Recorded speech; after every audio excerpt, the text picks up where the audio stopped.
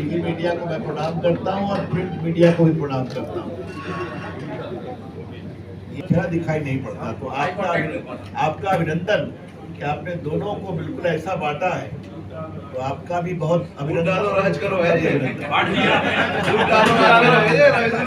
आपने बांट दिया। मीडिया कभी नहीं बटेगा, आप निश्चित रहिए। जबलपुर वक्त जाना होता है, अभी मैं गुना और पन्ना भी गया था पार्टी के कार्यक्रम में। आज मित्रों, राजमाता जी की जन्मतिथि है। जिस संबल, समर्पण और संकल्प के साथ हमारी विचारधारा को आगे बढ़ाया और जनसंघ के समय से भाजपा को आगे बढ़ाया, वो हमारे लिए मील का पत्थर है। और ग्वालियर आकर के मेरा सौभाग्य है कि इस पावन दिन में उपस्थित हूँ, तो उनकी स्मृति को मैं बहुत प्रणाम करता हूँ। फिर आपके सवालों का उत्तर दूंगा जो भी आप पूछेंगे। पहली बात है कि वो एक इंडिया नाम का एक संगठन था, वो कहां गायब हो गया? मध्य प्रदेश के चुनाव में, जिसके बारे में बड़ी बड़ी बात की गई थी कि देश में आशा लेकर के आएगा, यहां आपस में लड़ रहे हैं।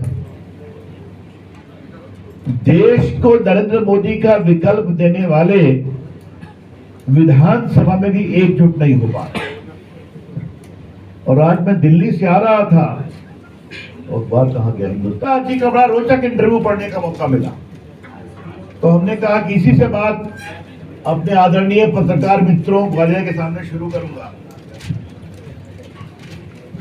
3-4 लाइन पढ़ देता हूं अंग्रेजी में, फिर इस पर चर्चा करूंगा। We tried seat sharing with the Samajwadi Party. The question was not of number of seats, but the question of which seat. After all, I have to see which seat. Just saying so many seats does not get you anywhere. We could not arrive at a consensus on the particular seat they wanted. Where other parties are concerned, this is an election of between BJP and the Congress. People are not going to waste their vote by going with them. Why will they vote for them? They know they are small parties, they can't form the government. तो जो उनके मुख्यमंत्री के चेहरे हैं और Congress party के बड़े नेता हैं, उनकी ये सोच है। तो आगे आगे देखिए होता है क्या। अखिलेश जी कैसे शब्दों का प्रयोग कर रहे हैं मुझे नहीं कहना है।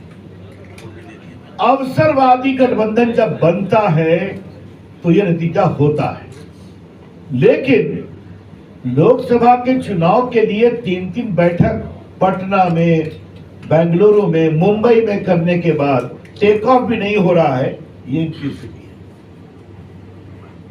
गर्व है कि बीजेपी ने यहां पर एक स्थायी शासन दिया है, एक प्रामाणिक शासन दिया है, एक जनोपयोगी शासन दिया है। आप सभी अनुभवी हैं, यहाँ के विकास पर मुझे चर्चा करने की जरूरत नहीं है। मैं 2003 के भी चुनाव में आया था, जब अटल जी की सरकार में सूचना प्रसारण मंत्री था। उसमें बिजली की क्या स्थिति, सड़क की क्या स्थिति। आज मुझे गर्व है कि भाजपा सरकार में, शिवराज जी की सरकार में बीजेपी मध्य प्रदेश को बीमारू स्टेट से आगे ले गई है। क्या सड़क, क्या बिजली, क्या इन्वेस्टमेंट, क्या एक्सपोर्ट, क्या आईटी, क्योंकि मैं देश का आईटी का मंत्री रहा हूं, तो आज जहां पर आईटी का क्या विकास हुआ है। तो ये सब इसीलिए हो पाया कि स्टेबिलिटी है। तो हमें पूरा विश्वास है, वोटिंग के पहले ही ये हो रहा है, तो आगे क्या होगा। तो मध्य प्रदेश की जनता स्थायित्व, सुशासन, राष्ट्रवाद के लिए पूरा संकल्प से वोट देगी, हमें पूरा विश्वास है। और बीजेपी के प्रति जो उनका पारंपरिक लगाव रहा है, तो मुझे पूरा विश्वास है कि पूरा सहयोग मिलेगा और निर्णायक मिलेगा। तो बिहार से राजनीति के कई रोचक शब्द निकलते हैं, लेकिन कुर्ता फाड़ तो अभी तक बिहार से नहीं आया था। तो मध्य प्रदेश के नेता हिंदुस्तान की राजनीति में एक नया शब्द लेकर के आए हैं, कुर्ता फाड़ राजनीति। तो मैं उनके लिए बधाई दूं या उनका अभिनंदन करूं या दुख प्रकट करूं, ये मेरे पास शब्द नहीं। एक व्यक्ति जो मुख्यमंत्री का दावेदार है, पार्टी का अध्यक्ष है, वो दूसरे पूर्व मुख्यमंत्री को कहे जाओ उनके कुर्ते फाड़ो, तो ये अविश्वास का संकट है, ये राजनीतिक स्वार्थ के टकराव का संकट है, ये इस बात का संकेत है कि अंदर खाने बहुत गड़बड़ है। राजनीति में चुनाव होते हैं तो थोड़ा बहुत विरोध हो सकता है, एक सीट पर कई दावेदार आते हैं, लेकिन दो बड़े नेता इन शब्दों का प्रयोग पब्लिकली करें, ये तो कई सवाल उठाता है। कि जनता ने इन शब्दों को देखा है, मुझे आते ही बताया गया कि दोनों को दिल्ली बुलाया गया है, अध्यक्ष जी है। अब चुनाव की हाइट पर चल रहा है, ठीक है, जहां जाए। आजकल टीवी में कहा जाता है ना, जहां जाए रिश्ते बनाए, तो क्या दिल्ली जाके रिश्ते बनने वाले हैं या तकरार इतनी है कि रिश्ते गड़बड़ाएंगे। अंग्रेजी का एक शब्द है वन अप मैनशिप, एक कदम आगे कौन है। तो दिग्विजय जी को मैं जितना जानता हूं, हमेशा उनकी कोशिश होती है कि हमारे 2 कदम आगे रहे, और कमलनाथ जी को लगता है कि मैं सीनियर हूं, ये क्यों रहे। मित्रों, आपने मेरा इतना विस्तृत परिचय दिया, धन्यवाद। एक परिचय क्यों भूल गए कि मैं रामलला का वकील भी रहा हूं अयोध्या के मामले में। ये बात मैं इसलिए कह रहा हूं, इलाहाबाद हाई कोर्ट में प्रभुराम और हिंदुओं की तरफ से मुझे केस बहस करने का मौका मिला था, जब इलाहाबाद हाई कोर्ट मेरा लखनऊ बेंच में ये मामला चल रहा था। जब मामला सुप्रीम कोर्ट आया है तो मैं देश का कानून मंत्री था, तो बहस नहीं कर सकता, लेकिन पहली जीत इलाहाबाद हाई कोर्ट लखनऊ में। आज प्रभुराम का मंदिर बन रहा है, हम लोग के बहुत गर्व की बात है ना। 500 वर्षों की गुलामी के बाद संवैधानिक और न्याय की मर्यादा का सम्मान करते हुए एक भव्य मंदिर बन रहा है। 22 तारीख को उसका उद्घाटन है, जनवरी में। कांग्रेस को इससे परेशानी क्यों है? अगर कुछ पोस्टर लगे तो कांग्रेस को परेशानी क्यों है? क्या समस्या है कांग्रेस पार्टी? कांग्रेस पार्टी ने हमेशा मंदिर के समाधान में अड़ंगे डाले कि नहीं डाले? जब सुप्रीम कोर्ट में सुनवाई चल रही थी तब भी अड़ंगे डाले गए थे। अब आजकल वो वकील साहब उनके साथ नहीं है, किसी और के साथ है। उन्होंने तो ओपन कोर्ट में कहा था कि इसको सुनने की क्या जल्दी है, 24 के चुनाव के बाद सुनवाई करिए। कांग्रेस पार्टी आज तक समझ नहीं पाई कि देश की सांस्कृतिक चेतना के बारे में वो कहां खड़ी है। कांग्रेस पार्टी को इस देश, और ये बात मैं मध्य प्रदेश में इसलिए बहुत प्रमाणिकता से कहना चाहता हूं कि मध्य प्रदेश के लोगों को आस्था का बहुत सम्मान है, और मैं आपके प्रदेश से बहुत प्यार करता हूं, मैंने यहाँ बहुत प्रचार किया। जिस तरह के यहाँ पर समन्वय है, सहजता है, मैंने देखा है। तो आपको परेशानी है कि उसके बैनर क्यों टंगे हुए हैं? मैं कांग्रेस पार्टी को एक चुनौती देना चाहता हूं। हिम्मत है तो खुलकर विरोध करें। फिर रिपीट कर रहा हूं, कांग्रेस पार्टी को अगर हिम्मत है तो राम जन्मभूमि पर भव्य मंदिर बनने का खुलकर विरोध करें। तो कोई हनुमान जी की कथा कराते हैं, कोई कहीं और कराते हैं। अब जब विषय आता है तो मैं हमेशा कहूंगा, आज तक तो कांग्रेस के कोई नेता दर्शन करने गए नहीं वहां पर। कभी गए हैं क्या? नहीं गए। दिग्विजय सिंह गए हैं वहां पर? मैंने तो नहीं देखा। जी की पूजा करते दिखाई पड़ते हैं, वो भी तो नहीं गए। ये क्या मतलब है इसका? हमें गर्व है, मंदिर बन रहा है और हमें जरा भी शर्मिंदगी नहीं है। ये चुनाव से ऊपर है ये विषय। लेकिन हाँ, हमें इस बात का संतोष है कि जब भाजपा की केंद्र में सरकार है तो एक भव्य राम मंदिर बन रहा है, और उसके मार्ग में आने वाले सभी अवरोधों को दूर किया गया है। मित्रों, एक लास्ट बात मुझे कहनी है,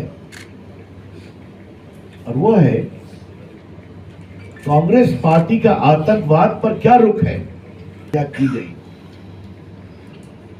उसका विरोध किया नरेंद्र मोदी जी ने कि आतंकवाद कहीं भी हो हम उसके विरोध किए, और बाद में ये भी कहा कि पैलेस्टाइन के लोगों में जो पीड़ित हैं उनको सहयोग मिलना चाहिए, यहां से बड़ी संख्या में एयरफोर्स के प्लेन उनके लिए सहायता मिलेगा। तो स्टैंड वही है जो केरला की मुस्लिम लीग का है, जहां हमस के आतंकवादी स्क्रीन पे भाषण देते हैं और कांग्रेस पार्टी खामोश रहती है। ये कोई पहली बात नहीं है।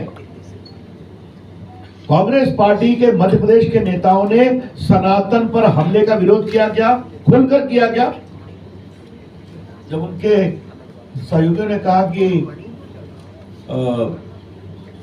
डेंगू है सनातन, एड्स है सनातन, क्या ऐसी टिप्पणी किसी और आस्था के बारे में होनी चाहिए? हम हर आस्थाओं का सम्मान करते हैं, कोई आस्था हो, हर के ईश्वर का हम सम्मान करते हैं। इस पर जो मध्य प्रदेश के नेताओं की खामोशी, सोनिया गांधी की खामोशी, राहुल गांधी की खामोशी और उसके साथ हमस के साथ जुड़ने की कोशिश, ये दिखाता है कि वोट के लिए कांग्रेस पार्टी कहीं तक गिर सकती है।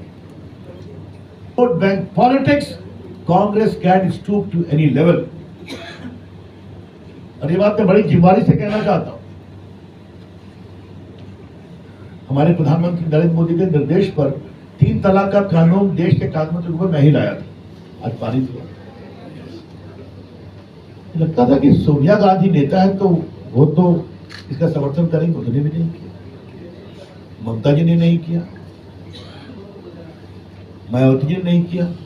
हमने कहा, मैंने तो लोगों को बताया, भाई आप लोग तो महिला नेत्री हो, ये बिल्कुल 3 तलाक को पाकिस्तान में भी नियंत्रित किया गया, यहाँ क्यों गड़बड़ हो रही है? अब क्या करें, मामला वोट का है, और क्या करें, मामला वोट का है, तो आतंकवाद पर भाजपा कभी नहीं झुकेगी, स्पष्ट करना चाहते हैं। देश की सुरक्षा हमेशा महत्वपूर्ण है, राष्ट्रीय स्तर पर हो या प्रदेश स्तर पर। मित्रों, मुझे अपनी ओर से इतना ही कहना था, 3-4 बातें मैंने कह दी। बाकी मैंने आपके सामने भाजपा सरकार ने क्या क्या काम किया, केंद्र सरकार ने क्या क्या काम किया, ग्वालियर में सब आप जानते हैं, हमारे मित्रों ने बताया है। हाँ, मैं आ गया। बस है कि यदि किसी चारा घोटाले में जब सीबीआई की इंक्वायरी हम लोगों ने कराई, लालू जी जेल गए, तो उन्होंने भी इस्तीफा दिया, अपनी पत्नी को सीएम बना दिया। तो यही तो परंपरा है। लेकिन दिल्ली में क्या होता है, कानून की बात कर रहा हूँ, से चलता है, दादा है यू रिजाइन। सर एक सवाल ही से मिला, एक सवाल हो रही थी। लालू जी एक गेस्ट हाउस से चला रहे थे, बाद में सुप्रीम कोर्ट ने बहुत डांट लगाई। सर एक सवाल ये है कि कुछ लड़े भी हुआ है, इसलिए उस पर जरा भी कोई कह रहा हूँ, अभी तक बघेल जी को तो पहुंच नहीं दिखे। तो चिंता मत करिए, एक बहुत ही योग्य व्यक्ति यहाँ मुख्यमंत्री बनेगा पार्टी, और शिवराज जी हमारे लोकप्रिय वरिष्ठ नेता है, तो इसलिए उनका टिकट पहले क्यों अनाउंस हुआ, बाद में हुआ, इसका कोई मतलब नहीं। बात बोर्ड इसको डिसाइड करेगा। का मामला आपके सामने होगा, इतने इसके अलावा मुझे उस पर कोई टिप्पणी नहीं करनी है। पहली बात, हम सभी और मैं तो उनके साथ राज्य मंत्री, अब इसके अलावा मुझे और कुछ नहीं कहना। मणिपुर में राज्य मंत्री नित्यानंद राय 27 दिन बैठे कि नहीं बैठे? मणिपुर में पूरे तरीके से सेंट्रल फोर्सेस बाकी सहयोग हुआ कि नहीं हुआ? वो एक पीड़ादायक स्थिति है। स्वयं संसद में बहस हुई है, अमित शाह ने विस्तार से बताया, कुछ बाहरी ताकतें भी सरहद के पार से खुराफात कर रही है, वहां 2 समुदायों के बीच पारंपरिक तनाव है, उसको शांत करने की कोशिश की जा रही है। काम क्या है भाजपा की सरकार ने? यहाँ विकास हुआ है, गरीबी कम हुई है, किसानों की स्थिति बेटर हुई है, पूंजी निवेश हुआ है, बीमारू स्टेट से आगे निकला है, इंफ्रास्ट्रक्चर बना है। क्या ग्वालियर क्या बाकी जगह इस प्रक्रिया को और आगे बढ़ाए? टॉलरेंस की स्थिति है, मध्य प्रदेश में तो नंबर वन है। उसमें बड़ी विनम्रता से आपसे हम डिफर करते हैं, ऐसी बात नहीं है। आप ये जानिए, मध्य प्रदेश में आप हमसे सवाल पूछे, मैं जवाब दे रहा हूँ। बात बातें कर, वो मामले थे, वो हाई कोर्ट में भी गए, सुप्रीम कोर्ट में भी गए, इंक्वायरी भी हुआ, ऐसी बात है। चलिए, ये प्रमाणित नहीं भी हो सकता। तो ये उन्होंने स्पष्ट कर दिया है कि 150 देशों में ये गई है। अब कुछ लोग उसी को लेके चल पड़े, तो उन्होंने दिल्ली में भी कहा था जाइए FIR कर दीजिए। भारत सरकार ने कहा है इंक्वायरी कराएंगे, इन्वेस्टिगेशन कराएंगे। हुआ है आज औसत जेल में बेल नहीं मिल रही। रविशंकर जी, एक सारे राजनेता विपक्ष के भी खूब बोल रहे हैं, इसके चलते जनता का